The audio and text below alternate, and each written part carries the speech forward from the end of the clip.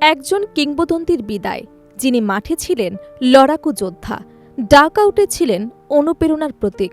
সেই হাবিয়ার মাসচেরানো হঠাৎ করেই কোচের দায়িত্ব ছেড়ে দিলেন ইন্টার মায়ামি সিএফ। ব্যক্তিগত কারণ দেখিয়ে নেওয়া এই সিদ্ধান্তে বিস্মিত ফুটবল বিশ্ব, আর শূন্যতা তৈরি হয়েছে লিওনেল মেসিদের দলে। 2024 সালের নভেম্বরে ইন্টার মায়ামির প্রধান কোচ হিসেবে দায়িত্ব নেন মাসচেরানো। তখন অনেকেই প্রশ্ন তুলেছিলেন, ক্লাব পর্যায়ে অভিজ্ঞতা না থাকা একজন কোচ কি পারবে বড় তারকাদের সামলাতে? কিন্তু খুব অল্প সময়ের মধ্যেই সে সন্দেহকে ভুল প্রমাণ করেন এই আর্জেন্টাইন কিংবদন্তি। তার কোচিংয়ে এবং লিওনেল মেসির নেতৃত্বে 2025 সালে ইন্টার মায়ামি জিতে নেয় তাদের ইতিহাসের প্রথম MLS কাপ। এই শিরোপা শুধু একটি ট্রফি ছিল না, বরং ক্লাবটির জন্য ছিল এক নতুন যুগের সূচনা। মাসচেরানোর কৌশল, শৃঙ্খলা এবং খেলোয়াড়দের প্রতি আস্থাই দলটিকে এনে দেয় এই ঐতিহাসিক সাফল্য। কিন্তু ঠিক যখন সবকিছু স্থিতিশীল মনে হচ্ছিল, তখনই আসে এই অপ্রত্যাশিত সিদ্ধান্ত।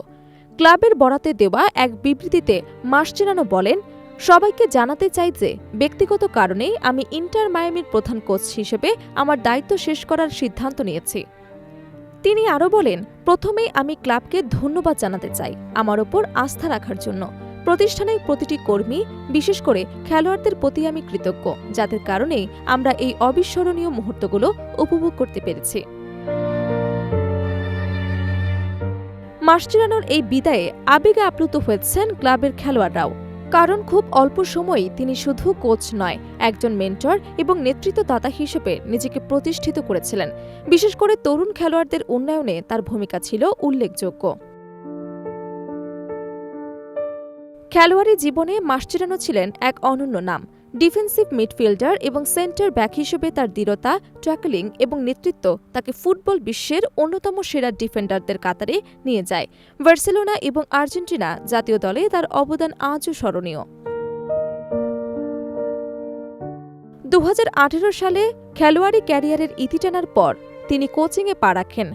আর্জেন্টিনা অনূর্ধ্ব-20 এবং অলিম্পিক দলের কোচ হিসেবে কাজ করে ধীরে ধীরে নিজেকে প্রস্তুত করেন বড় মঞ্চের জন্য। ইন্টার মায়ামির দায়িত্ব নেওয়ার মাধ্যমে তিনি প্রথমবার কোনো ক্লাবের প্রধান কোচ হিসেবে কাজ শুরু করেন এবং সেখানেই তিনি ইতিহাস গড়ে ফেলেন। তবে তার হঠাৎ বিদায় দলটির ভবিষ্যৎ পরিকল্পনায় অনিশ্চয়তা তৈরি করেছে। বিশেষ করে মেসির মতো বিশ্বসেরা খেলোয়াড়দের ঘিরে যে দীর্ঘমেয়াদী পরিকল্পনা ছিল, তা এখন নতুন করে সাজাতে হবে ক্লাব কর্তৃপক্ষকে।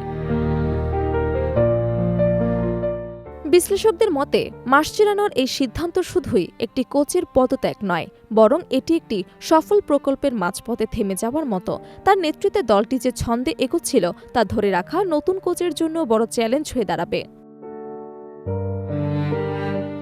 এখন প্রশ্ন একটাই, এই বিদায়ের পেছনে আসল কারণ কি? যদিও মাসচেরানো ব্যক্তিগত কারণ উল্লেখ করেছেন, তবে তার ভবিষ্যৎ পরিকল্পনা নিয়ে জল্পনা শুরু হয়েছে ইতিমধ্যেই। কেউ বলছেন তিনি হয়তো জাতীয় দলে বড় কোনো দায়িত্ব নিতে পারেন, আবার কেউ মনে করছেন কিছু সময়ের জন্য ফুটবল থেকে বিরতি নিতে পারেন তিনি। যাই হোক, একটি বিষয় পরিষ্কার, মাসচেরানো শুধু একজন কোচ নয়, তিনি একজন নেতা, যিনি অল্প সময়ের মধ্যেই একটি দলকে চ্যাম্পিয়নে পরিণত করেছিলেন। আর তার এই বিদায় ইন্টার মায়ামির জন্য যেমন বড় ধাক্কা, তেমনি ফুটবল প্রেমীদের জন্য এক আবেগময় অধ্যায়ের সমাপ্তি।